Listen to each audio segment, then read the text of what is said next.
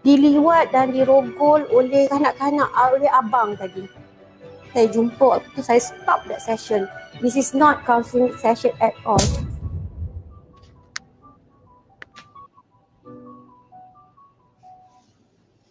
Saya Dr. Rafida binti Kastawi. Terlebih dahulu nak ucapkan terima kasih hari ini sudi datang ke tempat saya di Red Sejahtera Center.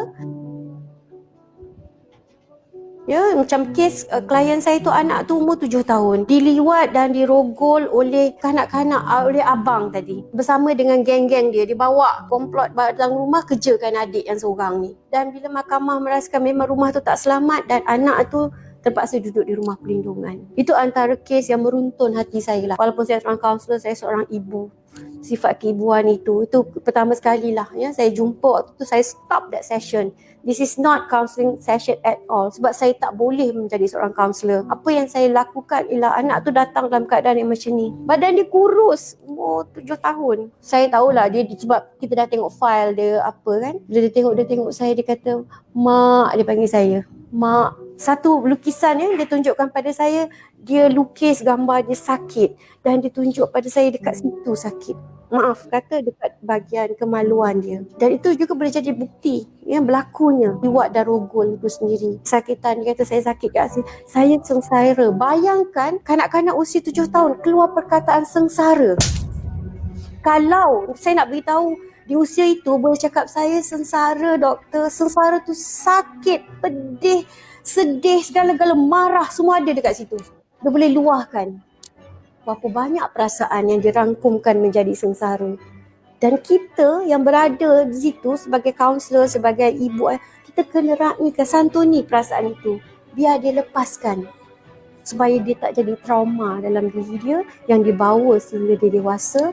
InsyaAllah bila kita dapat memberikan nilai yang sedemikian, bila dia melukis dalam proses tadi, dia luah, makin dia membuka diri dia satu persatu, daripada sedih kepada dendam, kepada marah, semua itu kita raikan, semua itu jelas dalam lukisan-lukisan tadi, menjadikan dia nampak jalan bahawa dia boleh sembuh, dia boleh bahagia, dia boleh gembira macam orang lain, dia boleh diterima dalam masyarakat, dia boleh jadi orang yang best satu hari nanti, boleh menyumbang kepada mereka yang ada nasib yang sama untuk mereka lebih bahagia lagi, insyaAllah.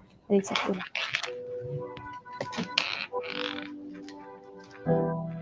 Assalamualaikum tuan-tuan dan puan yang dirahmati Allah sekalian. Mari bersama membantu kami dalam memulihkan dan mengubah masa depan anak muda remaja kita dalam kempen membina generasi harapan. Sumbangan anda kami akan gunakan untuk melaksanakan program dakwah remaja secara percuma di seluruh Malaysia serta memberi sumbangan kepada pusat jagaan anak yatim, pusat-pusat jubana serta pembangunan kompleks wakaf yang akan kami gunakan sebagai pusat dakwah remaja. Sumbangan anda boleh dibuat melalui akaun Yayasan Maghfirah dan boleh tekan link sumbangan di caption di bawah. Sumbangan tuan-tuan dan puan-puan sangat-sangat kami hargai. Jazakumullahu khairan katsiran. Ayuh bersama dalam kempen membina generasi harapan.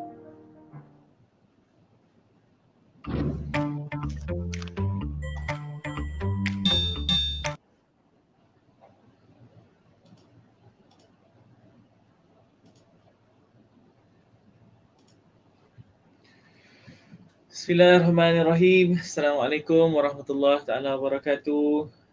Tuan-tuan dan puan-puan, alhamdulillah, syukur pada Allah Subhanahu wa taala untuk pertemuan malam ni. Kita akan mula sebentar saja lagi. Jadi minta rakan-rakan yang dah sedia ada dalam siaran live kita malam ni untuk kongsi-kongsi dan share lagi pada di wall masing-masing. Dan tolong komen sikit sama ada suara jelas ataupun tak audionya. Sebab tadi sebelum masuk tadi saya cuba ada isu technical audio sikit. Okey, boleh bantu saya share sikit komen untuk tahu sama ada suara jelas ataupun tak.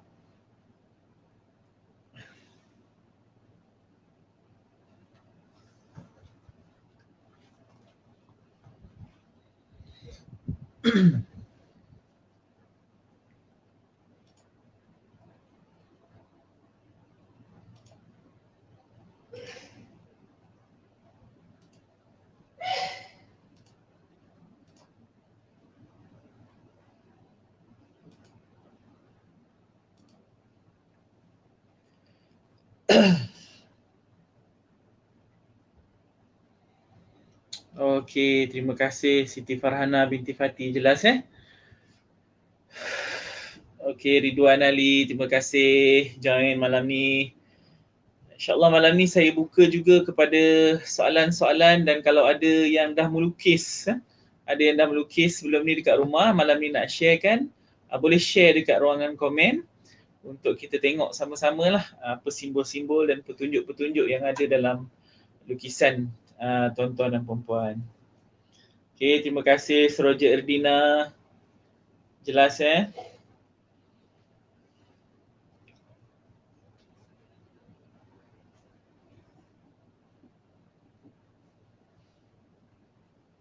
Alhamdulillah.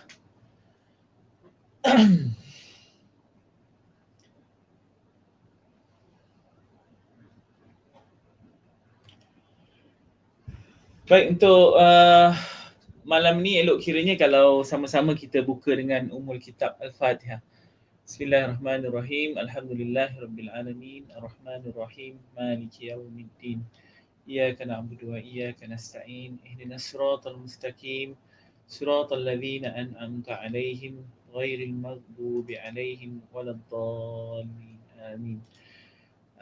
Assalamualaikum sekali lagi untuk semua yang baru menyertai siaran live kita pada malam ini, sesi perkongsian saya bersama-sama dengan tuan-tuan dan puan-puan untuk rahsia lukisan kanak-kanak. Untuk makluman tuan-tuan dan puan-puan, ini kalau tak silap saya kali ketiga lah saya buat sesi perkongsian ini berkenaan dengan rahsia lukisan. Mungkin boleh inform sikit kot, ada tak yang dah pernah ikut siri 1, siri 2 sebelum ni? Boleh tinggalkan komen dekat ruangan komen. Mungkin kalau dah ikut ke sebelum ni, supaya saya tak perlu ulang beberapa isi-isi yang sama, kita boleh terus pergi dengan tajuk ataupun perkongsian yang seterusnya. Dan pastikan juga rakan-rakan semua dah muat turun nota yang saya kongsikan pada link dalam posting saya yang sebelum ni. Okey, muat turun nota tersebut, dan insya-Allah nota tersebut boleh kita gunakan sebagai panduan kita pada malam inilah. Okey.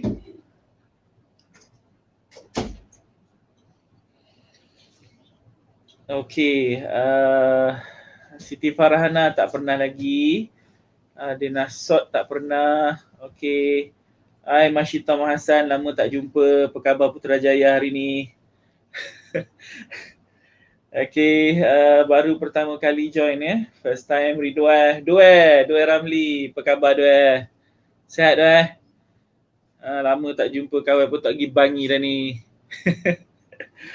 Okey, Rosra Miza, semangat kali pertama dengar. Okey, banyak yang join kali pertama mungkin ada beberapa perkara yang saya rasa saya perlu ulang lah malam ni. Dalam masa yang sama kita cuba tambah. Dan untuk yang first time join, saya rasa lepas ni, mungkin lepas habis sesi hari ni, saya akan kongsikan dengan tuan-tuan dan puan-puan nota untuk sesi pertama dan kedua hari tu. Mungkin boleh download balik dan boleh buat revision balik lah. Okay. Alright. Semua ada lagi Okay, boleh share link sekali lagi tak Nasrulli? Okay, saya cuba share link sekali lagi.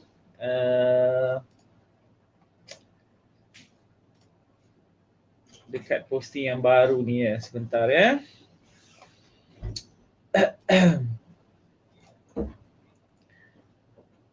So kita pun untuk malam ni mungkin kita ada masa panjang sikit. Jadi saya buka lebih banyak peluang untuk rakan-rakan semua bertanya soalan.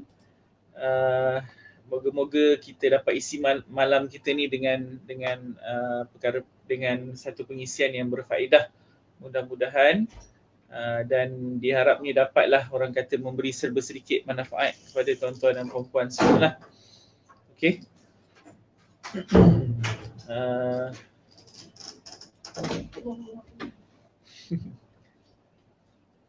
Saya sharekan sekali lagi di ruangan bahagian Macam mana nak share ni?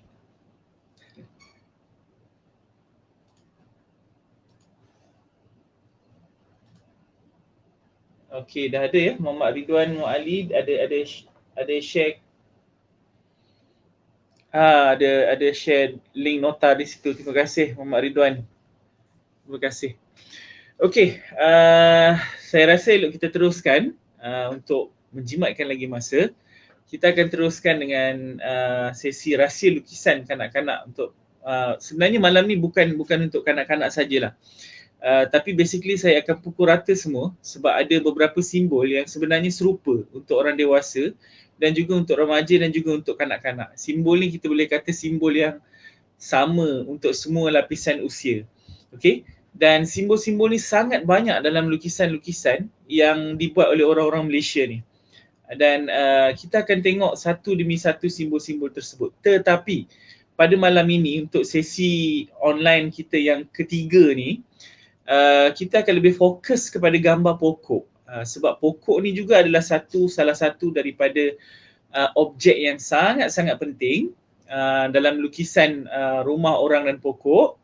Dan juga kita akan go through sikit family kinetic drawing ataupun satu kaedah penerokaan lukisan juga yang menggunakan gambar-gambar keluarga, lukisan gambar keluarga untuk membuat penerokaan. Dan suka untuk saya ingatkan pada rakan-rakan semua yang dah bersama dengan saya malam ini, kita bukan nak jadi kaunselor, kita bukan nak jadi ahli terapi kanak-kanak ataupun orang yang pakar, tetapi saya berkongsi kaedah ataupun teknik penerokaan ini adalah semata-mata untuk kita sama-sama mampu membina komunikasi yang berkesan dengan anak-anak kita. Kalau cikgu dengan anak-anak didik dia, kalau mak ayah dengan anak-anak dia lah. Sebab bagi saya, penerokaan emosi terutamanya, sikap dan kepercayaan dengan menggunakan lukisan ini adalah satu teknik dan kaedah yang sangat powerful dan berkesan, terutama sekali dengan kanak-kanak. Begitu juga dengan remaja. Biasa kalau program bersama dengan remaja sekolah menengah, memang saya akan mulakan dengan sesi melukis. Saya memang gunakan banyak sesi melukis dan mewarna. Sebab apabila menggunakan kaedah ataupun teknik penerokaan menggunakan lukisan dan juga mewarna ni, pelajar-pelajar ataupun remaja-remaja ni akan lebih mudah untuk berkongsi sesuatu dengan kita. Jadi dia akan terus, orang kata break the ice, create rapport, dalam masa yang sama mencipta satu suasana yang selamat untuk mereka berkongsi. Sebab itu dalam masa setengah jam program bermula, memang remaja-remaja biasanya akan banyak terus berkongsi apa yang diorang rasa, apa perasaan diorang, apa yang bergejolak dekat dalam jiwa mereka. Cuma kadang-kadang masalah tidak mengizinkan untuk kita melayan semua orang kan. Tetapi saya nak bagi tahu dekat sini, teknik menggunakan lukisan dan juga menggunakan warna ini adalah sangat-sangat berkesan dan boleh kita gunakan pada kanak-kanak, remaja dan juga orang dewasa. Okey, pada sesi pertama perkongsian saya dan juga dalam sesi kedua, selepas sesi perkongsian, sebenarnya terlalu banyak lukisan-lukisan yang dihantar oleh orang-orang yang join. Mungkin dia tengok Facebook, yang menyertai Facebook live apa semua, untuk minta saya interpret lukisan. Ada yang saya sempat layan, ada yang saya tak sempat, saya minta maaf banyak-banyak lah. Tapi cuma saya nak bagi tahu satu perkara lah. Kaedah ini sebenarnya lebih baik dan lebih berkesan apabila kita buat secara berdepan. Online, melalui online, send gambar, ada banyak benda yang kita tak boleh nak tengok. Antaranya adalah arts behavior. Ini adalah satu benda yang sangat-sangat penting yang perlu kita perhatikan apabila kanak-kanak atau orang ataupun remaja ataupun orang dewasa ni melukis. Sebab arts behavior ni juga akan menjadi penentu kepada konten sebenar yang dia lukis tu. Begitu juga dengan interpretation yang lain. Okay? So sebab itu kalau boleh, maksudnya untuk sebarang sesi selepas ni saya harap tak adalah yang hantar gambar direct macam tu minta saya interpret apa semua, sebab memang saya tak dapat nak bantu. Kadang-kadang saya kesian apabila saya buat penerokaan menggunakan online, yang send tu dah yang membalas tu dengan gambar menangis-nangis apa semua mungkin, tapi saya tak boleh nak bantulah sebab saya jauh. Jadi proses tu hanging macam tu sahaja, dan anda dah meluahkan semua benda tetapi tak mampu diselesaikan, jadi rugi. Ya Allah. Okey, terima kasih. Bawa pergi makan dengan Umi. Okey. Alright, jadi so sebab itu saya buat sesi perkongsian supaya tuan-tuan dan puan-puan boleh buat sendiri lepas ni. Sebenarnya sebab saya juga akan berkongsi banyak bahan-bahan dengan rakan-rakan semua untuk membolehkan rakan-rakan semua tengok sendiri lukisan anak-anak, lukisan rakan-rakan apa semua, dan membuat penerokaan sendiri berdasarkan lukisan tersebut. Okey, next seterusnya boleh fokus kepada slide yang telah pun saya edarkan, saya beri. Kalau dah download boleh tengok slide itulah. Cuma ada beberapa penambahan yang saya dah buat last minute sikit tadi. Ada last minute, ada penambahan sikit yang saya buat dalam slide tersebut sebab saya rasa perlu untuk saya masukkan beberapa perkara lah. Okey, dekat sini saya share dengan tuan-tuan dan puan-puan sekarang. Okey. Ada beberapa kaedah penerokaan sebenarnya yang diasaskan oleh ahli-ahli psikologi. Dan pada asalnya dia bukanlah kaedah penerokaan. Pada asalnya dia adalah satu metod ataupun teknik yang digunakan untuk diagnose masalah-masalah ataupun masalah-masalah kesihatan mental ataupun penderaan ataupun keadaan emosi pesakit ataupun orang-orang yang menghadapi masalah kesihatan. Pada asalnya, ini lebih kurang kalau tak silap saya pada tahun 1950-60-an dulu. Banyak menggunakan kaedah-kaedah ini banyak digunakan sebagai tools untuk diagnostik. Seiring dengan perkembangan masa, makin banyak kajian-kajian secara saintifik dibuat, didapati bahawa kaedah-kaedah ini yang ada yang saya senaraikan pada slide itu, contohnya draw a person, house 3 person, family kinetic drawing, diagnostic drawing series, draw a story, silver drawing test ni, secara kuantitatifnya menunjukkan maksudnya dia ada isu tidak coherence ataupun tidak apa orang kata, tak stabil dia punya keputusan ataupun dia punya result tu. Kalau seorang tu didiagnose oleh 2 orang pakar kesihatan mental dengan menggunakan ujian kuantitatif untuk kaedah ini, keputusan ataupun skor dia tak sama. Jadi dekat situ timbul isu dari segi penggunaan skor dalam teknik-teknik dan kaedah-kaedah ini. Sehingga akhirnya dia tidak lagi digunakan sebagai the only diagnostic method. Dia tak digunakan lagi sebagai satu-satunya method untuk diagnose lagi dah. Tetapi tak buang langsung, tapi dia tak buang terus sebab keupayaan teknik ini ataupun kaedah ini untuk meneroka minda bawah sedar, meneroka sikap, meneroka kepercayaan, meneroka emosi pesakit ataupun klien tetap berkesan, tetap memberikan impak yang sangat-sangat kuat. Jadi sebab itu dia terus digunakan sebagai kaedah penerokaan. Tetapi ada juga yang masih menggunakan dia sebagai satu kaedah untuk screening. Screening ni maksudnya membuat tinjauan awal ke atas status klien tersebut. Okey, dia buat status dia atas status klien tersebut. Lepas dia dah screen, dia tengok menggunakan kaedah-kaedah ni, ada masalah, baru dia buat ujian diagnostik yang betul, yang sebenarnya. Okey, so hari ini kita nak tengok, kita nak gunakan beberapa kaedah yang ada dekat dalam ni. Draw a person, house 3 person, family kinetic drawing, diagnostic drawing series, draw a story, silver drawing test, apa semua ni saya akan kongsikan sedikit, serba sedikit tentang bagaimana kita menggunakan kaedah ini untuk membuat penerokaan kepada sikap, kepercayaan, emosi dan juga personality sama ada anak ataupun anak murid kita.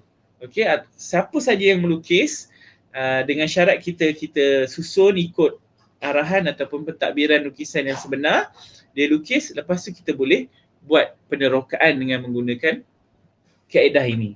Okey. Alright, terima kasih untuk yang baru sertai kita malam ini. Kita baru start panas enjin serba sedikit berkenaan dengan beberapa kaedah penerokaan dalam lukisan. Yang banyak saya guna dekat sekolah sebenarnya nombor 1, draw a person, nombor 2, house 3 person, nombor 3, family kinetic drawing. Yang ini memang banyak saya gunakan bersama dengan murid-murid saya di sekolah. Dan hasilnya memang sangat-sangat, maksudnya kita memang pertama sekali murid memang akan jadi telus dengan kita.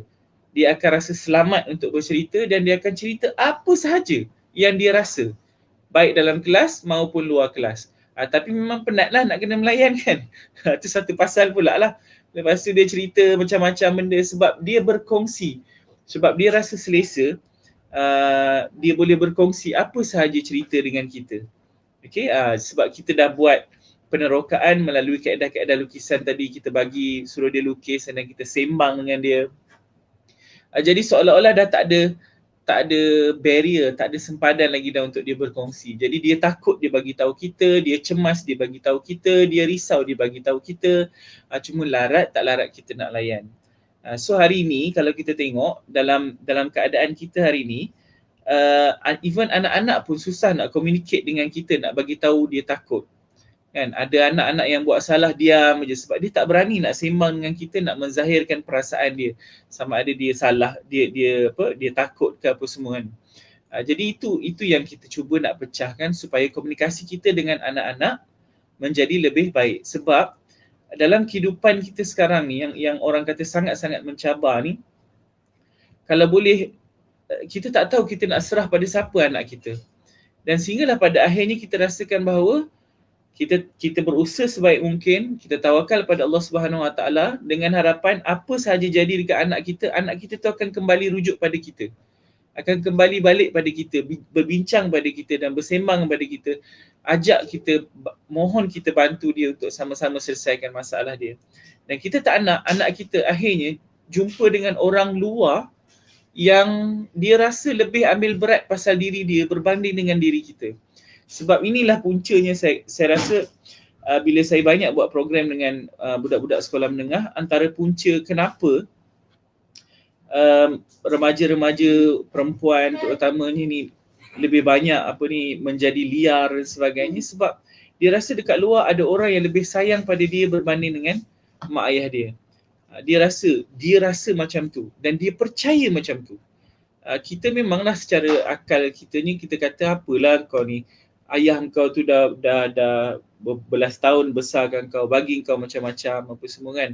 Takkanlah orang yang baru jumpa 2-3 minit tu lebih sayang pada kau. Tapi kewarasan macam tu, kewajaran macam tu dia tak dapat. Sebab dia ada satu benda yang dia percaya dalam kepala dia sekarang kan.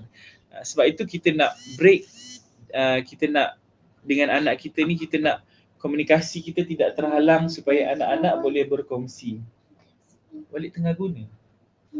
Pun tengah guna. Sorry anak Amru Ubaidah ni memanglah dia merap sikit lah. Okay, seterusnya kalau kita tengok, kalau kita perhatikan zaman Nabi SAW dulu pun, even para sahabat begitu telus dengan Rasulullah SAW. Kalau kita tengok sampai ada sahabat yang berani je jumpa Nabi, dia kata nak berzina. Kalau kita hari ni jumpa, mungkin adik kita cakap datang jumpa kita nak berzina ke apa, silap kena tumbuk dah kan. Tapi pada zaman Nabi SAW, relax je. Ada sahabat yang datang jumpa Nabi, dia kata aku nak berzina. Dan Nabi terima benda tu. Dan Nabi coach dia, Nabi tanya dia, Nabi tanya pada dia, bagaimana kalau benda tu berlaku pada adik kamu, pada mak kamu dan sebagainya kan. Jadi Nabi bincang lagi dengan dia. Okay, so itu antara benda-benda yang unik lah yang berlaku pada fasa pada zaman Nabi SAW dan juga para sahabat, yang menunjukkan keterbukaan bukan saja dari sudut ni tapi dari sudut emosi juga boleh berkongsi. Alright.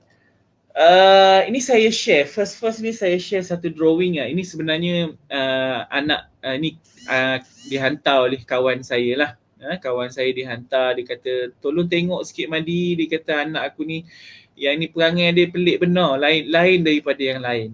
Okay, so saya minta dia lukis gambar pemandangan yang ada gambar rumah, orang dan pokok. Okay, jadi inilah hasilnya. Kalau kita perhatikan dekat situ kan, kita perhatikan ada gambar orang dilukis dengan tangan terdepang macam tu, mata dia semua macam tu. Okay, kemudian ada gambar rumah dia, gambar rumah dan juga gambar pokok yang dilukis. Kemudian ada matahari, ada burung, ada awan dekat sini. Okay, cantik tak lukisan dia? Menarik okay, kita bukan nak tengok cantik tak cantik lukisan tapi kita nak tahu menarik ke tidak. Kita nak tahu rahsia di sebalik dia. Okay, sebenarnya bila saya mula-mula dapat lukisan ini, okay,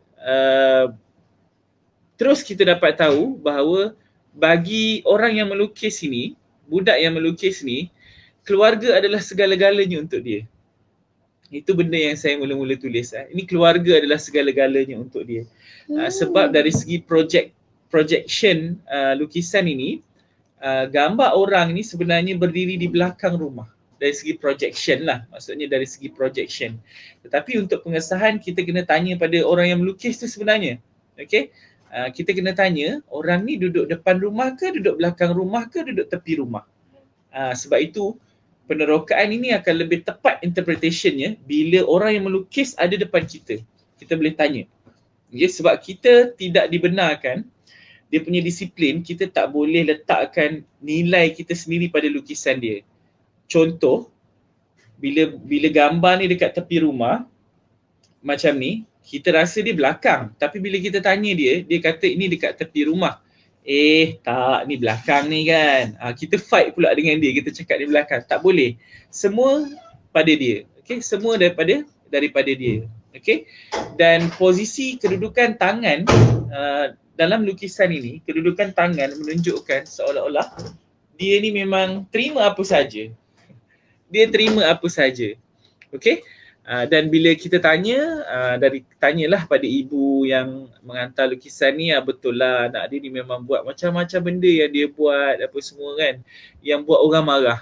Okay, dan dia terima je kena marah ke apa semua kan. Jadi waktu tu maksudnya kita nak kena buat penerokaan, kita kena tahu apa yang berlaku. Apa yang berlaku sebenarnya pada budak ni. Dan saya apabila dapat lukisan macam ni, benda yang paling menarik yang saya ingin tahu ialah apa yang kanak-kanak ini percaya. Sebab melalui lukisan ini kita boleh tahu apa yang sebenarnya dia percaya. Okey? Dan untuk dapat tahu apa yang sebenarnya dia percaya, saya minta dia lukis. Ni yang kita panggil sebagai kaedah family kinetic drawing. Arahan dia simple je pada budak-budak ni, minta dia lukis di atas kertas A4, lukis gambar setiap ahli keluarga melakukan aktiviti yang sedang dia buat. Okey, melakukan aktiviti yang biasa mereka lakukan.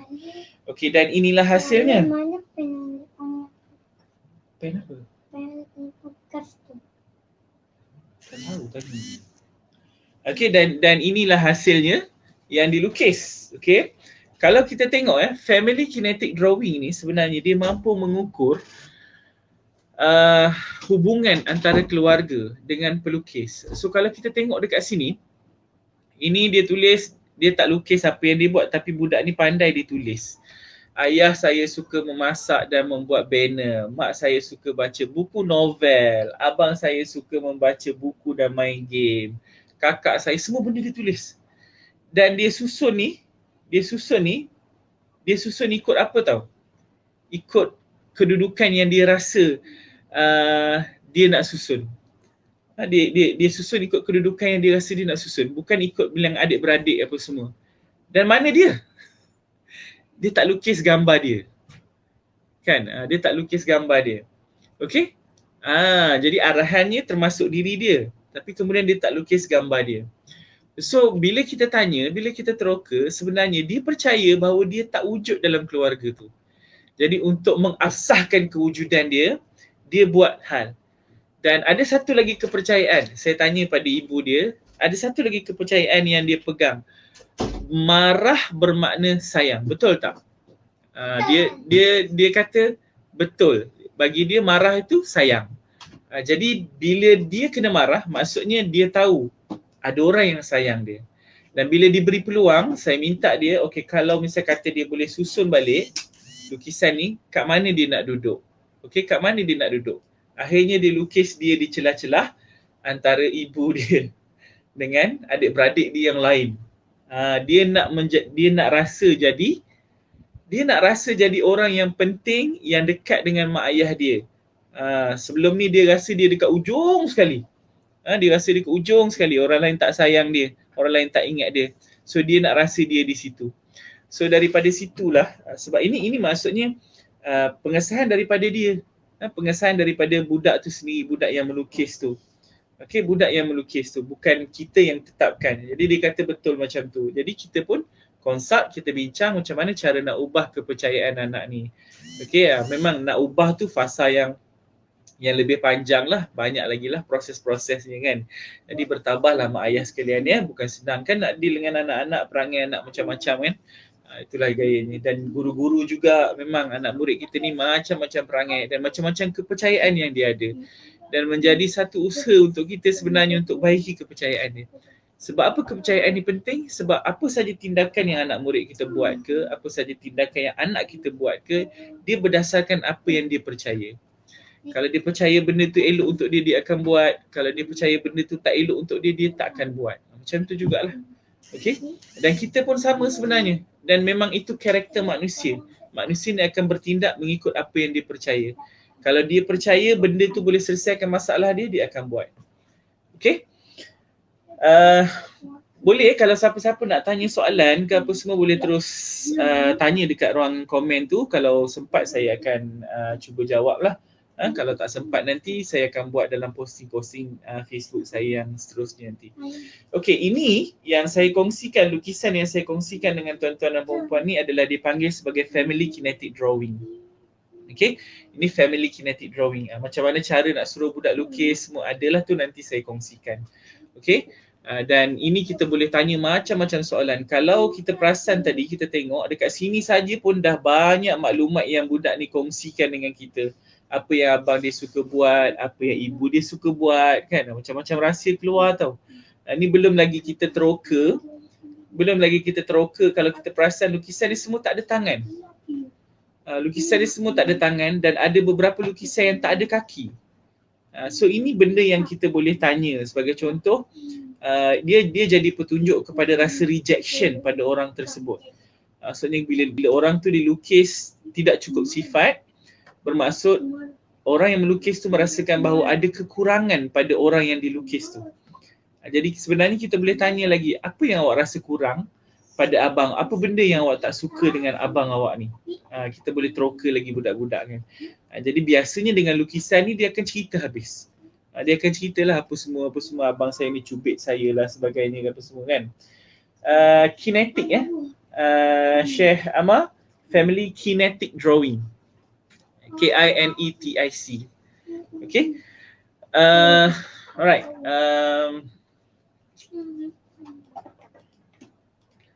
Okay. Kalau dekat Malaysia, ini saya kongsikan dua orang guru saya lah yang mengajar saya untuk kaedah penerokaan ADHTP Art Drawing House 3%, iaitu Prof. Dr. Muhammad Aziz Shah dari UPSI dan juga Encik Muhammad Radi Syahim. Ini daripada UMT. Jadi dua orang ni adalah antara pakar yang membawa masuk kaedah House 3% daripada luar negara dan bawa masuk ke Malaysia dan diadaptasikan dengan culture dan budaya masyarakat di Malaysia. Jadi mereka buat kajian-kajian dan sebagainya untuk bantu menyebarluaskan lagi kaedah House 3%.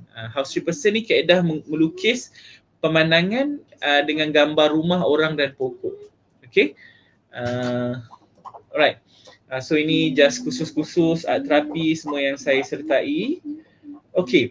Perkara paling penting minta maaf lah, slide ni dia lari-lari sikit. Saya convert ke Google Slide tadi. Tiba-tiba dia tu sikit. Okey, apa yang kita nak buat sebenarnya bila kita bagi budak-budak ni melukis, benda yang paling penting yang kita kena ingat bahawa kita membuat penerokaan, bukan kita membuat penilaian. Okey, so ini kena hadam betul-betul sebab berbeza. Bila kita buat penilaian, maksud kita akan meletakkan satu hukuman kepada budak tersebut ataupun kepada orang yang melukis. So kita kena faham betul-betul bahawa apa yang kita buat adalah kita membuat penerokaan untuk sama-sama memahaminya. Okey, bukan untuk menilai dirinya baik ataupun buruk, ataupun bukan untuk menilai sama ada dia salah ataupun tak. Sebab itu kalau penerokaan kita berteraskan kepada kita menilai, kadang-kadang sesi kita bersama, sesi sembang-sembang kita dengan anak murid kita atau dengan anak kita tu akan mudah berubah tone dia jadi sesi soal siasat. Macam kena interrogate dengan polis pula. Bukan macam tu. So sesi kita adalah sesi untuk kita membuat penerokaan. Kita bersembang untuk membuat penerokaan supaya kita boleh memahami dia. Bukan untuk kita menilai dan menjatuhkan hukuman ke atasnya. Okay? So ini kita kena faham betul-betul. Ramai orang sekarang ni bila diasak dengan soalan demi soalan, dia rasa macam ya aku ni macam kena soal siasat pula. Kan? So itu kena beza. Sebab itu kita bukan nak menilai, bukan nak cari salah, tapi kita nak meneroka dan memahami dia supaya kita boleh bantu dia. Bukan untuk menghukum tetapi untuk membantu. Percayalah tuan-tuan, dekat luar sana ramai sebenarnya orang-orang yang sangat-sangat memerlukan bantuan. Bukan sahaja bantuan untuk dari sudut wang ringgit dan sebagainya, tak. Tetapi bantuan untuk didengari. Ramai orang dekat luar sana yang cari tempat untuk bercerita, cari tempat untuk mengadu, cari tempat untuk meluahkan. Tetapi jarang yang jumpa tempat, ataupun ada yang jumpa tapi jumpa tempat yang tak betul. Okey, itu yang membuatkan saya sebenarnya sebagai seorang bapa dan juga sebagai seorang guru sangat-sangat risau dengan keadaan ini. Bagi saya, kemahiran mendengar ni sepatutnya ada pada semua orang. Okey, kemahiran meneroka dan juga mendengar ni patut ada pada semua orang supaya kita dapat membantu lebih ramai orang yang berhampiran ataupun di sekeliling kita. Bukan sahaja dengan keluarga kita tetapi juga dengan jiran tetangga dan juga masyarakat sekeliling kita. Tetapi malangnya hari ini kemahiran mendengar ni dia jadi satu kemahiran yang hanya diajar di sekolah. Bila kita dah bekerja, bila kita dah jadi bila dah keluar daripada alam persekolahan, kita dah tak ada dah buat latihan mendengar ni, kecuali kita kadang-kadang ialah duduk dalam kereta sama dengan isteri cerita, kita mendengar lah kan. Tapi itu pun tak tahulah pasif ke aktif kita punya dengar tu kan. Kalau suruh ulang balik, Allah alam mungkin dapat ke tidak atau poin-poin yang diceritakan pun tak tahu. So kita set betul-betul, tuan-tuan dan puan-puan, kawan-kawan semua, kita set betul-betul bahawa kita membuat penerokaan bukan untuk kita menghukum tetapi untuk kita membantu. Saya percaya cikgu-cikgu dekat luar sana ramai sebenarnya yang berusaha seboleh mungkin nak bantu anak didik dia. Baik saja nak bantu dari sudut keuangan lah dan sebagainya, tetapi ramai juga sebenarnya daripada guru-guru yang boleh bantu bentuk emosi yang baik untuk anak-anak didik kita. So hari ini kalau kita tengok komponen utama dalam pendidikan kita, komponen jasmani, emosi, rohani dan intelektual ni dah lengkap sebenarnya kan. Memang sangat-sangat padat dah. Kalau kita ikutkan UNESCO sendiri pun keluarkan unjuran untuk pendidikan 2030, dia cover 4 benda ni juga. Dia kata 4 benda ni adalah elemen-elemen yang tak boleh dipisahkan. Ini UNESCO ni. Dia bagi tahu memang jasmani, rohani, emosi dan intelektual masuk dalam komponen tahun 2030 punya education. Tapi kita hari ni, 4-4 ni memang dah ada termaktub dalam dasar pendidikan kebangsaan kita. Cumanya bila kita hari ini terlalu mementingkan intelektual sehingga kita mengabaikan emosi. Jadi kita hanya mampu melahirkan pelajar-pelajar yang bijak, pandai, tetapi tidak mampu mengurus emosi. Tidak mampu membentuk emosi yang kuat, tidak berkehendak. Kadang-kadang pandai tapi tidak berkehendak. Kadang-kadang pandai tetapi tidak mampu untuk kawal diri daripada melakukan perbuatan-perbuatan yang tak baik. Regulasi dirinya lemah. Regulasi diri ni maksudnya kebolehan dia untuk menentukan, merancang dan membuat tindakan yang bersesuaian dengan apa yang dia nak capai. Okey? So itulah harapnya kita dapatlah sama-sama untuk mempertingkatkan lagi diri kita dan bantu lagi ramai anak-anak didik kita dan juga anak-anak kita sendirilah, insya-Allah, mudah-mudahan. Okey. So kenapa kita memilih lukisan? Saya terpaksa ulang balik lah sebab ramai yang daripada siri 1 tak join, siri 2 tak join, saya ulang balik. Okey. Kenapa lukisan? IQ, EQ dan SQ. 3 komponen ni ada dalam lukisan. IQ, EQ dan juga SQ. Okey, kemudian dan dengan lukisan juga kanak-kanak dan orang boleh bercerita dan juga boleh meluahkan emosi dan perasaan.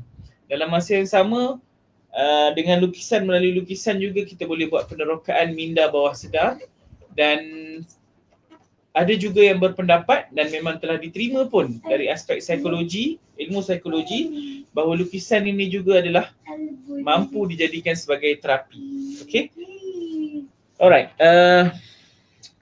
Dan perlu diingat juga dalam konsep kita yang seterusnya, kita kena clear betul-betul kita bukan nak tengok cantiknya lukisan, cantik atau tidak lukisan dia.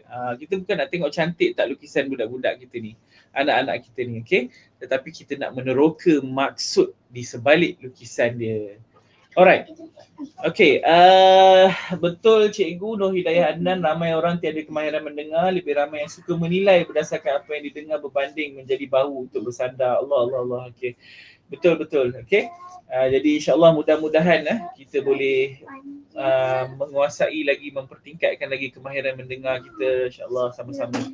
Ustazah Atiyah, Assalamualaikum. Ustazah, selamat menyertai sesi perkongsian pada malam ni. Terima kasih. Okey. Next kalau kita tengok, okey, kemahiran mendengar ni ada 2. Dengar perbualan lisan, dengar bukan lisan. Ini yang mula-mula saya cakap tadi, waktu awal-awal tadi, bila budak tu ataupun orang yang melukis duduk depan kita, kita boleh mendengar perbualan bukan lisan dia. Bermaksud kita boleh tengok bahasa badan dia. Waktu dia cakap, sebagai contoh, ada orang yang bercakap sambil garu-garu kepala, yang tu pun kita kena tanya. Yang tu pun kita kena teroka kenapa. Okay? Ada yang bercakap, kadang-kadang bila dia bercakap mata dia dah berair-air kan, itu pun kita kena tanya. Okay, so dan ada dorongan minima. Dorongan minima ni maksudnya kadang-kadang dia adalah perbuatan ringkas, kadang-kadang dia adalah motivational language yang kita gunakan untuk menggalakkan lagi anak-anak itu bercerita. Okay, alright. So bila kita lihat lukisan, sesebuah lukisan, adakah yang melukis ni? Ada yang boleh share tak lukisan ni dekat dalam komen? Kalau ada yang boleh share. Okay. Kalau ada yang melukis ni, benda apa yang kita perlu perhatikan dalam lukisan? Yang pertama, bentuk luar biasa. Bentuk yang luar biasa. Contoh, dilukis gambar orang Herod Petot. Orang Herod Petot ni maksudnya macam mana? Dalam awal-awal slide tadi saya ada tunjuk gambar orang badan 4 segi, tangan sengit sebelah apa sebagainya. Muka Herod Petot ke apa semua. Yang itu kita kena tanya. Okay? Ada makna-makna dia yang tertentu. Kemudian jarak antara lukisan. Sebagai contoh dalam family kinetic drawing tadi, susunan jarak antara orang ni dengan orang ni, dia menunjukkan hubungan yang rapat antara 2 orang tu. Okey? Itu pada pandangan pelukis, bukan pada pandangan kita, tetapi pada pandangan pelukis. Yang ketiga, saiz. Okey, saiz yang luar biasa besar ke ataupun saiz yang luar biasa kecil ke. Tekanan garisan, dia tekan kuat ke, dia lukis apa orang kata layu-layu kata diorang tu. Nipis-nipis je garisannya ke. Okay, objek yang tidak wajar, maksudnya tiba-tiba boleh ada benda. Objek yang tidak wajar. Okay. Okay, kemudian bentuk berulang. Banyak kali dilukis. Kalau bola tu dilukis banyak kali, banyak bolanya kan. Itu kita kena tanya juga. Dan seterusnya, tema self-destruction. Ini kadang-kadang budak-budak banyak buat. Tema self-destruction ni maksudnya tema-tema yang kita nampak macam merosakkan, menghancurkan sesuatu. Okay. Dan juga arts behavior. Arts behavior ni adalah tingkah laku dia waktu dia melukis. Contoh, dilukis dia padam. Dilukis lagi dia padam lagi. Dilukis lagi dia padam lagi. Ataupun waktu dia lukis tu dia macam nak muntah. Dilukis sikit. Itu semua arts behavior yang kita kena tengok dan kita kena teroka. Right? Okay. Boleh faham tak? Ada soalan tak? Bagaimana orang yang bercakap sambil main jari, bila tanya dia kata tanpa sedar. Memang ada orang yang macam tu kan. Kita boleh tanya apa yang awak rasa bila awak cakap sambil main jari tu. Memang ada orang macam tu. Saya pun kadang-kadang bila bercakap ni tengok cakap main bateri. Okay. Tapi kita kena tanyalah bila kita membuat penerokaan apa semua, kita kena tanya apa yang awak rasa bila awak main bateri tu. Saya rasa confident sikit. Okay. Saya boleh lepaskan energi saya dekat bateri ni. Alright. Nurul Aizam Zaini, ada yang asal nak cakap je pasang ke kuda. Macam mana tu tuan? Ini ajak berdiri nampaknya ni. Okey, tuan pendekar kita ni bukan sembang-sembang nak pukul orang ni tuan pendekar I say kita semayang punya orang ni baik-baik semua. Alright. Okey, kita next pergi hari ni. Macam mana yang saya janjikan tadi, kita nak tengok pokok. Okey, kita nak tengok lukisan pokok. Macam mana kalau dalam lukisan House 3%, pokok ni adalah elemen utama, antara objek utama yang boleh diinterpret ataupun dia memberi makna yang tertentu dalam setiap lukisan gambar pokok tu. Okey, kalau kawan-kawan semua ada pensel ke kertas ke apa semua kan, boleh lukis pokok sendiri sekarang. Cuba lukis pokok dan share dekat dalam komen. Kita tengok pokok tuan-tuan dan puan-puan ni apa maksud dia. Okey? Ada berani ke? Okey, ada yang share dengan saya lukisan anak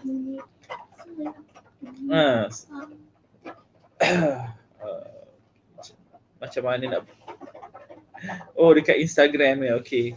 Ada yang share lukisan anak apa semua. Okey. Boleh share gambar terus ke dekat komen ni? Rasa macam dekat Instagram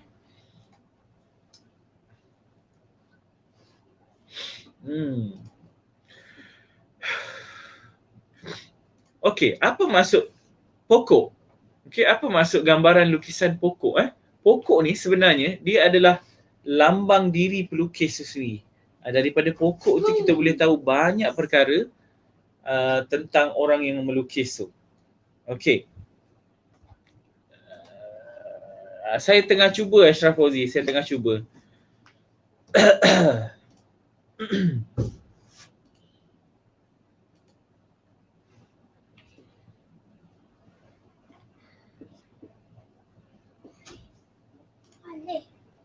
Wale. Ya. Wale dah ikut. Belum. Okey. Tak apa, kita go through dulu pokok. Okey. Sorry sangkut-sangkut sikit. Alright. Yang pertama sekali kita tengok pada saiz pokok. Saiz pokok. Saya besarkan sikit slide, boleh nampak Okey. Saiz pokok yang dilukis kecil ataupun pokok yang dilukis besar. Okey, dalam House 3%, bila kita melukis, kita akan menggunakan kertas A4.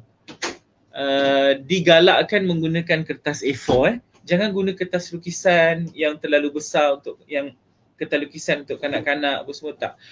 Dia berdasarkan kajian yang dibuat untuk kaedah ini, kertas A4 adalah medium yang terbaik untuk melukis. Okey, kertas A4 adalah medium yang terbaik untuk melukis. Okey, jadi gunakan kertas A4. So bila saiz pokok ni, maksudnya kita bandingkan saiz pokok dia sama ada saiz dia kecil atau besar berbanding dengan objek lain iaitu rumah dan pokok. Maksudnya kalau dilukis rumah orang pokok dia kecil. Kalau kita bandingkan dengan rumah dan juga orang tu, saiz pokok dia kecil. Okay, so saiz pokok kecil yang dilukis oleh orang ni adalah menunjukkan sikap jimat, cermat dan berhati-hati dengan wang dan masa. Kebanyakan orang yang melukis pokok dengan saiz kecil ini, dia mempunyai karakter jenis berjimat, cermat dan berhati-hati dengan wang dan masa. Okay, dan orang yang cenderung untuk lukis pokok yang besar ni, biasanya kalau setengah page dia punya gambar pokok saja setengah page kan.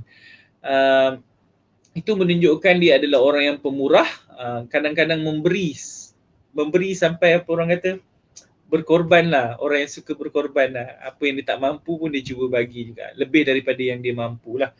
Okay, itu untuk lukisan asas untuk saiz pokok biasanya.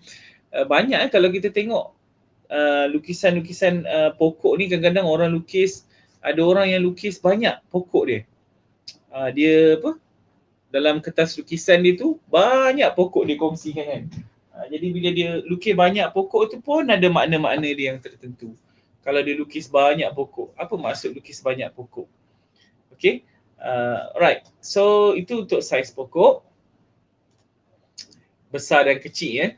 Lepas ni boleh tengok kalau anak-anak melukis kan gambar pokok, tengok pokok dia besar ke pokok dia kecil. Okay, kalau dia besar tu maksudnya mungkin dia ni murah hati lah. Bukan saja anak-anak lah, atau kawan-kawan kita melukis apa semua kan, kita boleh tengok. Okay, kualiti garisan. Yang ni kena tengok betul-betul.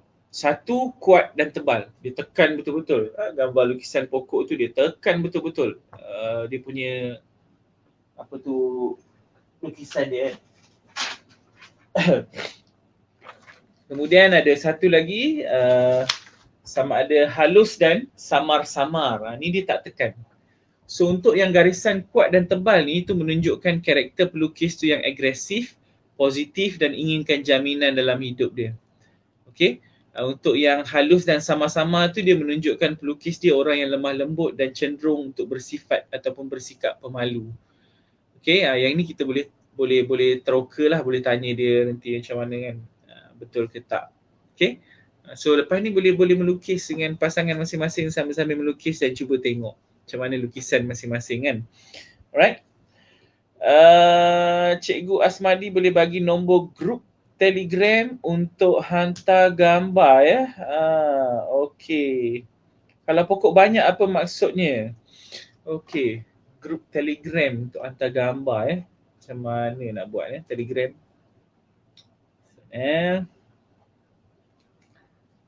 Okey, kalau pokok banyak maksudnya dia ada banyak impian dalam hidup dia. Okey, dan sampaikan dia pun tak tahu nak fokus yang mana satu. Okey, itu biasa orang lukis pokok banyak-banyak kan. Latar belakang dia pokok banyak dia lukis. Boleh, tak ada masalah. Tapi itu menunjukkan impian dia banyak dan dia tak tahu nak fokus mana satu impian dia. Okey, itu untuk yang lukis banyak pokok lah. Right?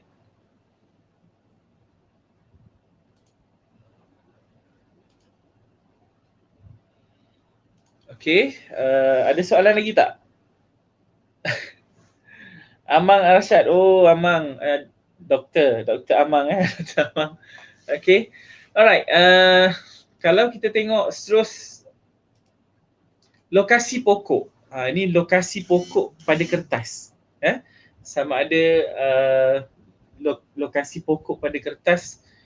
Oh ya, kalau hantar gambar ke Messenger boleh kot. Kalau hantar gambar ke saya punya Facebook Messenger, saya mungkin boleh tengok.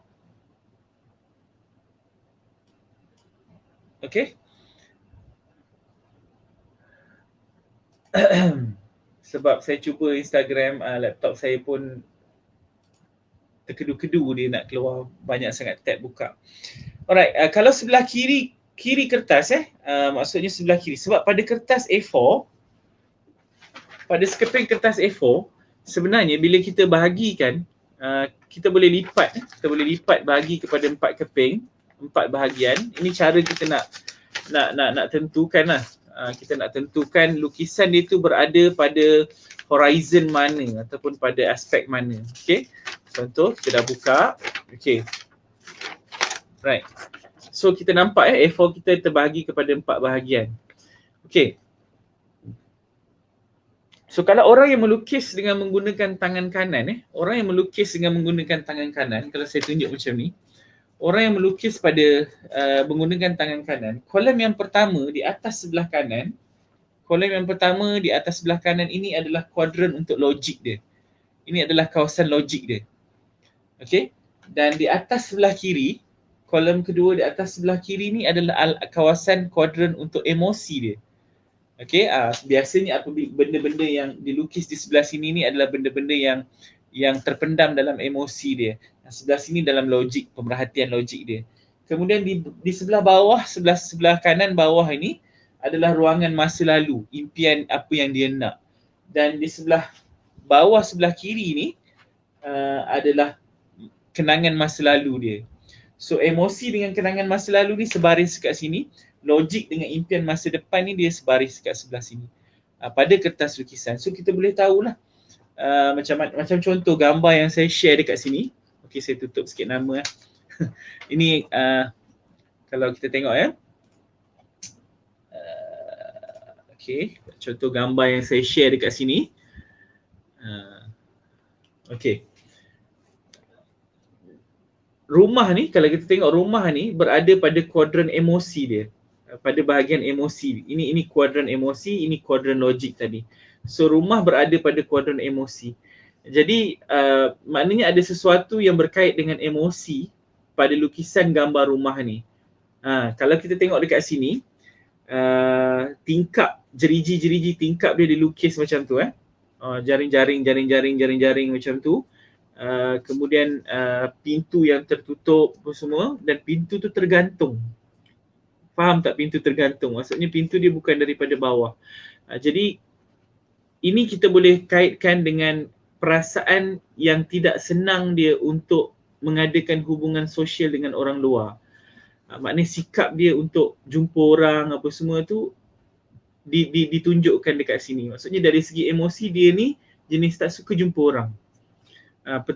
Dan susah nak percaya pada orang baru yang dia jumpa. Okey, itu contoh. Dan kalau kita tengok sini ini maksud saya pokok kecil tu. Pokok kecil. Kalau kita bandingkan dengan orang dan rumah, saiz pokok kecil kan. Saiz pokok dia kecil, right? Dan kuadran sini adalah kuadran impian masa depan dia. Dan pokok memang menunjukkan impian dia. Apa yang dia nak capai dalam hidup dia. Okey? Apa yang dia nak capai dalam hidup dia. Dan percaya atau tidak, bilangan buah pada pokok ni juga membawa maksud yang signifikan. Okey, ada makna tertentu. Okey, dalam kes ini bilangan buah ni dia merujuk kepada bilangan adik-beradik dia. Okey, so ini adalah apa ni contoh bagaimana kita melihat satu lukisan.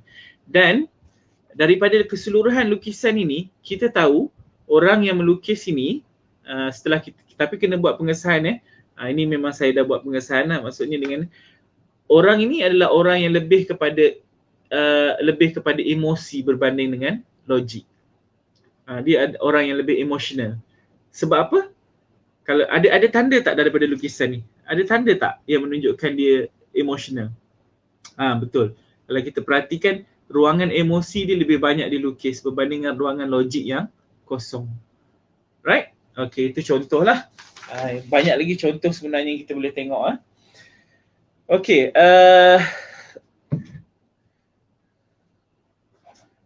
okey.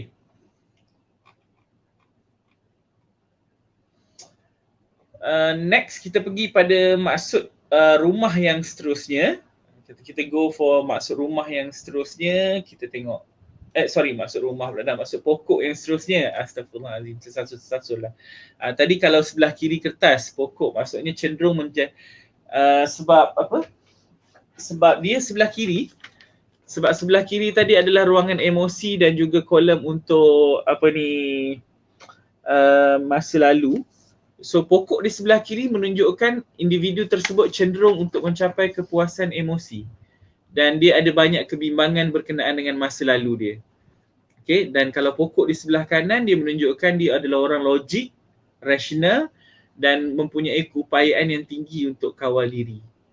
Alright, itu contoh interpretasi ataupun lukisan pokok.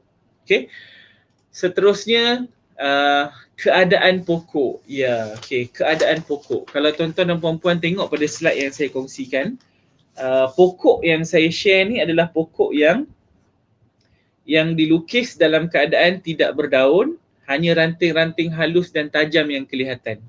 Okey, ini biasanya kanak-kanak memang dilukis, kanak-kanak yang lukis pokok macam ni, di tajam-tajam ni adalah biasa dilukis oleh kanak-kanak ataupun orang yang rasa diri dia diabaikan.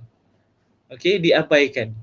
So kita boleh teroka lah, awak rasa awak tak disayangi ke, ada rasa tak disayangi ke di rumah semua kan. Ini adalah contoh gambaran pokok yang ni. Daunnya tu dilukis tajam-tajam. Okey, itu contoh tanda-tanda yang boleh kita lihat pada lukisan pokok. Right? Okey. Seterusnya keadaan pokok yang berikutnya, kalau kita tengok, pokok dilukis dalam keadaan tegak, dahan serta daun yang tersusun. Menunjukkan pelukis individu yang boleh menyesuaikan diri dengan keadaan, wujud dan juga wujudnya perkembangan diri yang positif. Ini pokok yang sihat lah maksudnya.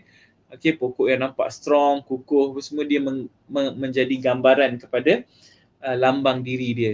Alright?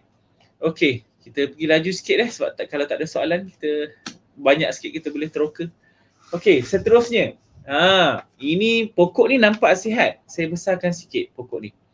Pokok ni nampak sihat. Betul tak? Dia nampak macam sihat, kukuh. Tetapi pokok ni bahaya sebenarnya. Kalau orang yang lukis pokok macam ni, dia bahaya. Bukan dia bahaya tu maksudnya dia penjenayah ke apa, tak. Okey. Kalau perasan, pokok ni dilukis dalam keadaan yang sangat simetri. Okey, sebelah kiri akarnya sama, tengah-tengah bercantum, kemudian dahan sebelah kanan 2, dahan sebelah kiri 2. Daunnya gemuk sebelah kiri macam tu jugalah gemuk sebelah kanan. Atasnya berjambul macam tu, atas sebelah kanan pun berjambul macam tu juga. Okey. Ini pokok, jarang kita jumpa orang lukis pokok macam ni. Tapi bila dilukis pokok detail macam tu, kiri kanannya sama, dia maksudnya dia melukisnya dalam keadaan yang sangat-sangat terperinci. Yang ini kita kena teroka sebab kita takut, kita bimbang dia ni jenis apa orang kata, OCD. Macam dalam cerita tu, apa tu, boy kan, bini Kapten Papa, cikgu Papa Zola tu kan, OCD kan. Dia mementingkan kesempurnaan sangat-sangat. Okay, so yang ni kita kena teroka lah, kena tengok betul-betul. Alright. Boleh faham ya? Okay.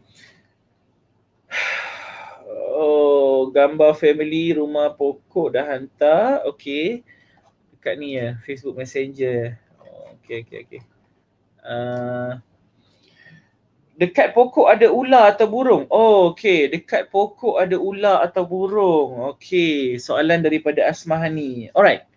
So binatang pada pokok ni ada maksud atau simbol-simbol, ada makna-makna tertentu. Kena tengok binatang apa.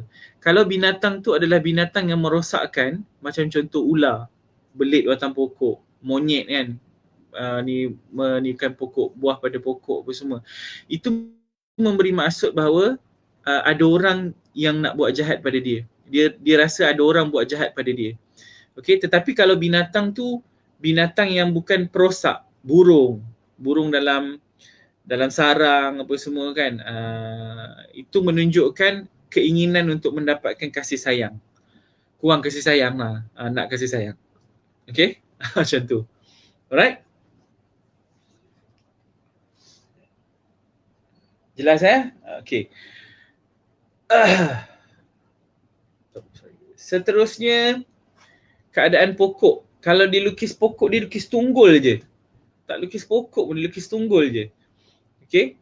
Ini bermaksud dia berada dalam keadaan putus asa dan putus harapan yang sangat tinggi. Biasanya kita boleh tengok lah orang-orang yang macam ni, yang melukis tunggul pokok saja macam ni, memang garisan-garisannya pun samar-samar, halus-halus apa semua. Okay. Zulfaka Ishak ada soalan untuk kuadran tu tadi, cikgu cakap untuk orang yang lukis tangan kanan. Kalau orang tu lukis guna tangan kiri pun sama ke? Okey. Kalau orang yang lukis tangan kiri dia terbalik. Kanan pergi kalau tangan kiri, kalau tangan kanan tadi atas ni, kalau tangan kanan sini tadi logik, sini tadi emosi. Kalau dia lukis tangan kiri dia jadi terbalik. Sini jadi emosi, sini jadi logik. Bawah sini jadi masa lalu, masa depan sini jadi masa lalu. Dia terbalik. Okey, bersilang. Alright, jelas Okey.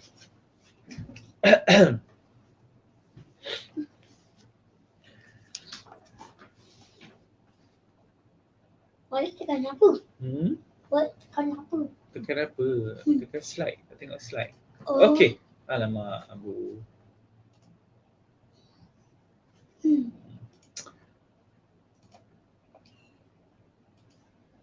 Wah. Sorry. Boleh. Abu dah hilangkan balik punya slide tadi. Sekejap ya. Hero saya. Okey, seterusnya ada soalan lagi tak untuk pokok?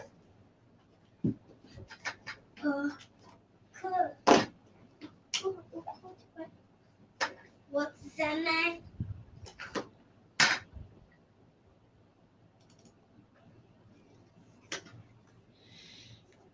Okey. Terbalikkan aja, betul. Terbalik, kanan ke kiri, kiri ke kanan.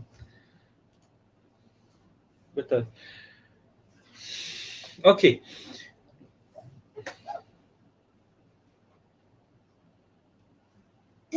So ada banyak lagi ya, makna pada bahagian pokok ni kita kena tengok semua sekali, daun, ranting, akar pokok, semua tu ada maksud-maksud yang tertentu lah. Okey. Okey,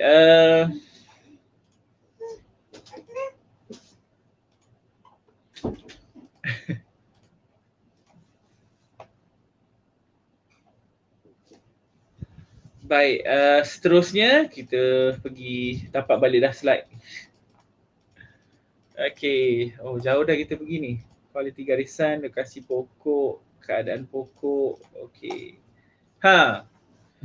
Okey, pokok seterusnya dilukis dalam keadaan daun-daun melentur. Dahan dan daun ni semua melentur ke bawah. Okey, dahan daun ni semua melentur ke bawah.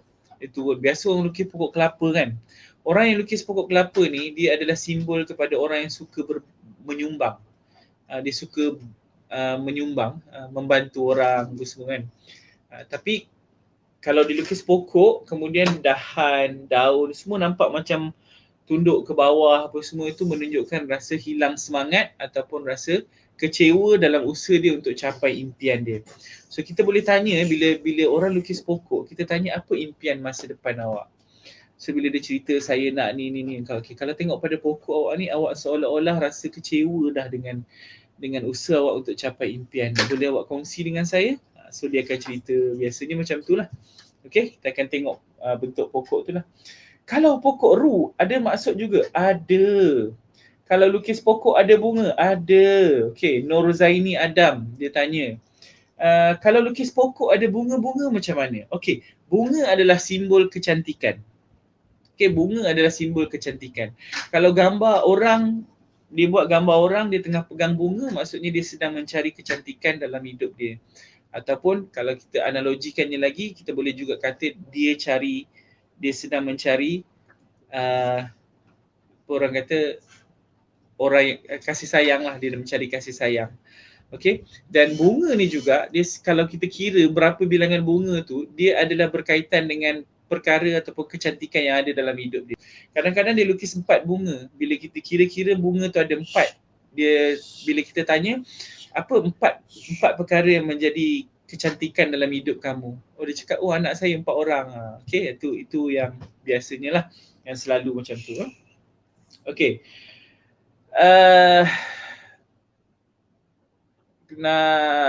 Siapa lagi Atia Razana nanti nak tanya, lukis mata hari tu ada gaya penuh, ada gaya separuh, maksud lain-lain ke? Betul. Mata dilukis penuh lain, mata lukis separuh lain, mata lukis tutup lain, mata yang dihitamkan pun maksudnya lain. Okay, alright. Kalau buat penerokaan dengan remaja-remaja yang ada isu, kadang-kadang isu pornografi apa semua kan, biasanya lukisan ni memang mata hitam, tangan hitam. Okey, itu kadang-kadang kita boleh tengok lah, kita dah boleh agak. Ada beberapa ciri-ciri ataupun objek-objek lain lagi dalam lukisan yang kita tengok pun kita dah boleh, maksudnya tak payah yelah, maksudnya kita pasti dah awak ada masalah pornografi ke? Biasanya terkejut lah kan bila kita tanya macam tu. Tapi memang sebab benda tu terzahir dalam lukisan dan bila kita tanya tu dia mengakulah. Okey. Pokok dilukis di atas bukit. Ni orang yang suka lukis pokok atas bukit ni. Cuba angkat tangan sikit. Siapa yang suka lukis pokok atas bukit? Amru Baidah angkat tangan.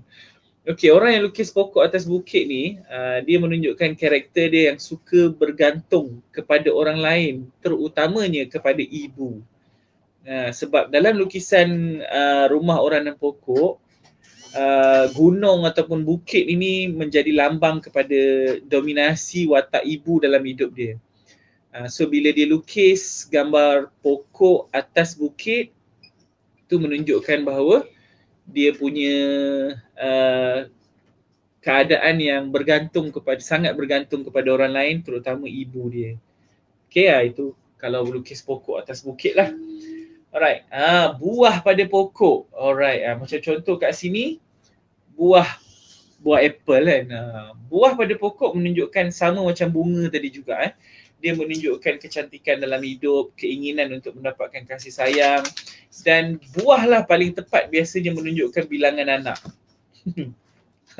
Okay, kadang-kadang tak perasan. Ataupun bilangan buah tu, kadang-kadang dia merujuk kepada nombor yang memberi makna dalam hidup orang tu. Kadang-kadang dia lukis 14 biji apple kat pokok. 14 biji buah. Bila kita tanya-tanya berapa tahun dah kahwin? 14 tahun. Betul lah 14 tahun. Okay. So itu apa yang boleh ditunjukkan melalui buah. Tetapi kalau di bawah pokok tu dia lukis gambar buah yang gugur ataupun ranting dahan yang gugur ataupun banyak daun-daun yang gugur, yang itu ada isyarat ataupun ada simbol yang tak berapa baik lah. Bermaksud dia merasa kehilangan, dia sedang merasa kehilangan. Maksud ada rahmat yang ditarik daripada hidup dia. Mungkin kehilangan orang yang tersayang, apa semua yang dia tak boleh lupakan lagi. Okey. So itu kalau ada gambar buah atau pokok ataupun dahan yang gugur. Okey. Okey. Akar. So kita dah pergi batang pokok, kita dah pergi keadaan pokok, saiz pokok, kita tengok akar pokok. Sekarang kita tengok akar pokok pula So akar pokok, kalau kita tengok macam-macam, biasa orang tulis lukis akar pokok ni timbul-timbul ke atas ataupun ada yang tak lukis akar. Okey, dalam contoh yang pertama yang saya kongsikan sini, akar pokok dilukis menonjol dan ada rumput atau lalang yang tumbuh di pangkal akar. Okey, ini menunjukkan bahawa akar yang begini menunjukkan menjadi simbol bahawa ada impian dia yang masih belum dapat dicapai dan ada banyak gangguan yang menghalang dia untuk capai impian dia. So rumput-rumput tu adalah rumput tu adalah gangguan-gangguan yang berlaku dalam usaha dia untuk dia capai impian dia tu. Okey? Itu simbolik pada akar pokok yang ada rumput. Okey? Kalau kita tengok seterusnya, akar pokok dilukis menonjol dan hujungnya tu mengarah ke kiri dan ke kanan kertas. Yang ni bahaya juga kita tengok dia lukis gambar pokok, akar itu betul-betul menghala ke bucu kertas. Kalau dia lukis tu akar tu hala ke bucu sini. Jadi dia menunjukkan sebenarnya rasa tidak selamat. Dia ada rasa tidak selamat, insecure dengan apa yang dia inginkan ataupun apa yang dia impikan, cita-cita, impian dia tu. Right? Itu akar pokok lah. Sama jugalah dengan akar kalau biasa orang lukis pokok kelapa, akar ceracak-ceracak macam tu kan. Sama saja. Okay. So, kita dah pun pukul 9.54. Okay. Saya minta maaf, saya masih lagi tak boleh nak buka jugalah gambar-gambar yang dikirimkan. Okey. Melalui Ashraf Fauzi gambar. Okey, saya cuba share gambar daripada Ashraf Fauzi. Mari kita tengok sama-sama.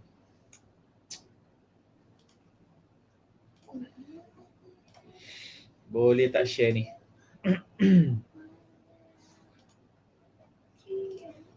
Okey. So boleh nampak gambar tak? Okay, ni gambar kiriman Ashraf Fauzi Alamak, comel lah gambar dia kan. Okay, pertama sekali saya rasa saya perlu ulang, saya perlu bagi tahu juga kena lukis atas kertas A4 kosong. Tak nak ada garis, tak nak ada petak, tak nak ada jalur lah. Macam ni dia ada petak-petak 4 segi, buku matematik anak adik kot dia sebat kan. Tapi tak apa. Maksudnya bila melukis saiz standard, sebab kajian dibuat hanya atas menggunakan kertas A4. Maksudnya ada kajian keberkesanan yang menggunakan kertas A4. Even kertas lukisan pun tak disyorkan, sebab bila ada kertas lukisan daripada kajian yang dibuat, terutama kanak-kanak, kertas lukisan tu dia akan lebih banyak main daripada lukis. Sebab ruangan yang besar tu memberi peluang pada dia untuk bersikap sambil lewa dan bermain. Dan dengan jangka masa fokus kanak-kanak yang ringkas, yang pendek, so kertas A4 ni dah cukup besar untuk dia menumpukan fokus dia melukis. Okay, so tak apalah, hari ni kita tengok yang ni kalau yang dia bagi ni atas kertas kotak-kotak 4 segi pun tak apalah, kita tengok kat situ kan. Okay, ada gambar yang dikongsikan bersama dengan kita malam ni, gambar family ni. Okay, gambar family. So bila kita tengok dalam tu, memang penerokaan tu kita akan buat banyak, kita akan tengok orang dekat belakang tu, ada dekat belakang ni, saya besarkan sikit.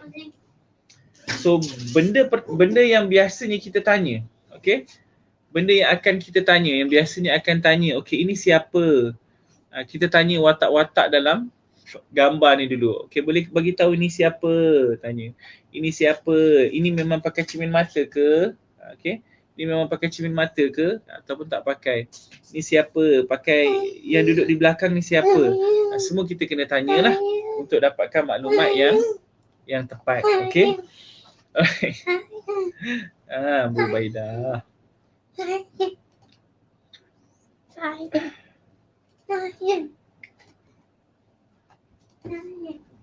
Okey. So dalam lukisan ni tak, sebab saya kena dapat saiz penuh kertas. Saiz penuh kertas, sebab kita pun nak tengok juga ruang kosong dia macam mana apa semua Okey. Sorry lah, rasa macam tak ni. Okey, kemudian boleh juga tengok pada bahagian-bahagian yang di lorik hitam bahagian di lorik-lorik hitam ni biasanya menunjukkan ada kebimbangan tentang kawasan-kawasan tersebut lah. Sebagai contoh macam apa ni, kalau misal kata dia tak pakai cermin mata, tiba-tiba cermin mata tu dilukis tebal apa semua, kita kena tanya lah. Okay, alright. Saya go through terus slide sebab saya nak sambung lagi slide sikit, sebab banyak slide takut tak habis.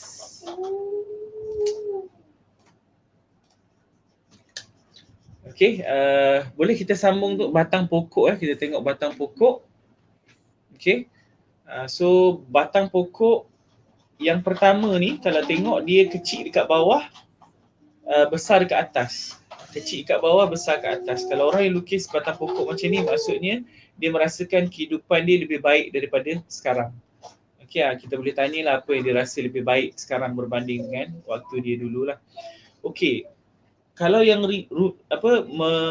runcing macam ni, mengalir ke atas macam ni, ini menunjukkan kehidupan dia yang dia rasa macam menemui jalan buntu. Impian dia tu dah menemui jalan buntu.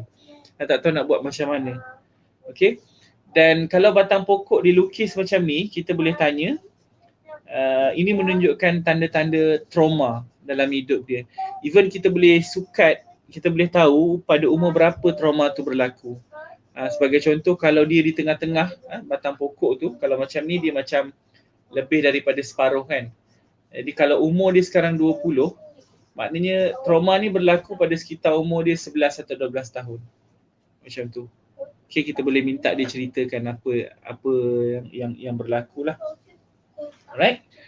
So itu sedikit tentang pokok sebenarnya yang kita beri penumpuan malam. Sebenarnya banyak lagi kita boleh tengok bentuk-bentuk jenis-jenis daun pokok apa semua. Macam mana kalau orang lukis daun pokok, selai-selai dia lukis daun pokok tu pun ada, daun-daun pokok yang berjurai-jurai, macam-macam lagi. So sebenarnya sangat-sangat detail lah lukisan ini. Tapi ini adalah simbol-simbol ataupun keadaan-keadaan biasa yang memang dilukis, tetapi dia menjadi petunjuk kepada kita untuk meneroka apa sebenarnya yang dialami ataupun dilalui oleh orang yang melukis itu sendiri. Okay. So untuk malam ini saya rasa 1 jam 20 minit, 1 jam 15 minit kita berkongsi tentang rahsia lukisan. Setakat ini sajalah saya kira saya dapat kongsikan, tetapi saya masih buka kepada sebarang soalan. Untuk tuan-tuan dan puan-puan yang masih belum download nota ni, boleh download, boleh muat turun nota dalam link yang disediakan. Tadi ada kawan kita dah share dekat dalam apa tu komen tadi, boleh share dekat situ.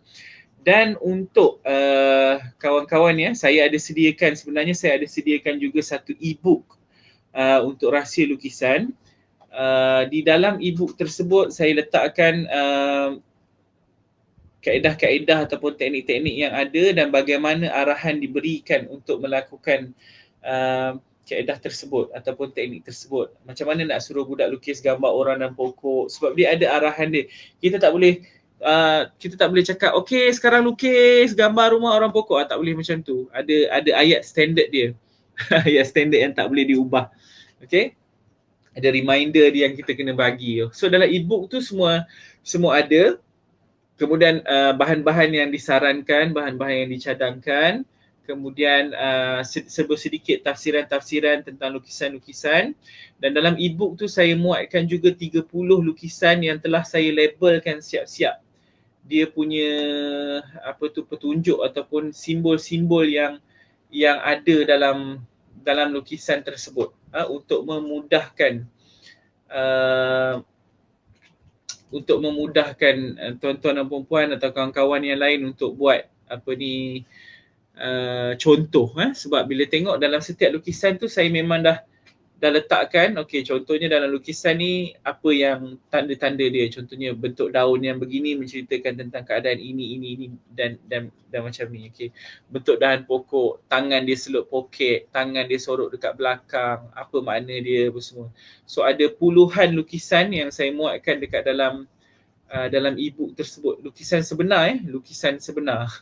Okey, dalam e-book tersebut tuan-tuan dan puan-puan, yang itu saya tak boleh nak bagi free. Yang itu saya letak, kalau tuan-tuan dan puan-puan nak, nanti saya share dekat dalam link, dekat komen. Saya share dia punya link. Harga dia saya letak dekat situ RM30 sahaja. Kalau tuan-tuan dan puan-puan yang berminat nak dapatkan e-book tu, untuk memahirkan lagi penguasaan tuan-tuan dan puan-puan sampai orang kata boleh ada bahan rujukan lah untuk tuan-tuan dan puan-puan buat penerokaan pada lukisan-lukisan. Dia mula-mula je, lama-lama bila dah biasa dia selalu tengok tu, dah letak tepi dah e-book tu, kita boleh tengok, boleh ingat sendiri je teruskan. Sebab benda tu ambil masa untuk kita mahir dan membiasakan dirilah. Okey, nanti itu saya akan kongsikan link ataupun link untuk tempahan ataupun pesanan e-book tersebut dekat ruangan komen. Dan dengan bayaran RM30 tersebut, tuan-tuan dan puan-puan akan dapat e-book rahsia lukisan, panduan dan juga cara bagaimana pentadbiran dibuat, kemudian 30 lukisan contoh beserta dengan huraian ataupun petunjuk. Dan saya kongsikan juga bersama dalam tu modul perkembangan emosi kanak-kanak siri 1 dan siri 2 untuk kanak-kanak yang saya bina bersama dengan Dr. Rozanizam Zakaria. Boleh muat turun sekali dalam tu. Dan juga ada family quarantine kit. Yang ini sebagai bahan edaran yang turut sama saya berikan sekali lah. Dekat dalam tu ada aktiviti-aktiviti seni yang boleh dilakukan bersama-sama dengan anak-anak di rumah. Okey. Sebab aktiviti-aktiviti seni ni jangan pandang dia macam tak penting. Sebenarnya dia sangat-sangat penting. Sebab itu dalam dalam sukatan sekolah, kurikulum sekolah, kita tak buang pendidikan seni. Bahkan pendidikan seni tu dia jadi merentas kurikulum lagi sekarang ni. Okay, sebab banyak kajian menunjukkan bahawa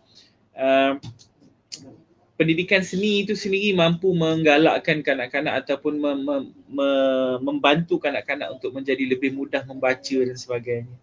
Okay, jadi saya terima kasih banyak-banyak pada tuan-tuan dan puan-puan, rakan-rakan yang turut bersama dengan saya malam ini.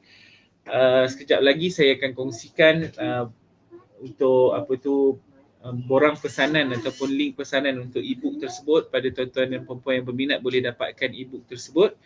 Dan insya-Allah pada minggu hadapan hari dan waktu yang sama, satu lagi sesi perkongsian akan saya buat. Dan kita akan go through pula dengan gambar orang. Sedikit kita akan rentas tentang gambar orang. Macam mana pula, apa kalau kita nak tahu kalau orang tu dia lukis telinga, apa maksud dia? Kalau dia lukis orang dengan dagu yang tajam, apa maksud dia? Dalam e-book tu pun ada saya sediakan dah, ada saya tulis, tapi dia tidaklah begitu detail sangat lagi tapi insya-Allah dalam rangka, sebab benda tu saya kena olah semula dan type semula, buat susun semula untuk memudahkan pemahaman rakan-rakan di luar sana, insya-Allah. Mudah-mudahan. Terima kasih saya ucapkan kepada rakan-rakan semua yang bersama pada malam ini. Saya mohon maaf apa kelemahan apa semua, sebenarnya tak apa sihat juga ni, perut duk meragam aja 2-3 hari ni. Cakap pun rasa keras, kembung-kembung di perut. Okay, jadi saya mohon maaf atas sebarang kelemahan, khilaf atau tutur kata yang tak sepatutnya saya lontarkan malam ini. Mohon maaf juga bagi pihak askar kecil saya yang Ubaidah ni, banyak dia buat interpret malam ni. Ini pun ada lagi duk merangkak kat bawah ni. Okay, semoga tuan-tuan dan puan-puan beroleh manfaat dengan perkongsian saya pada malam ini. So sekian saja. Terima kasih. Assalamualaikum warahmatullahi taala wabarakatuh. Bye. Bye.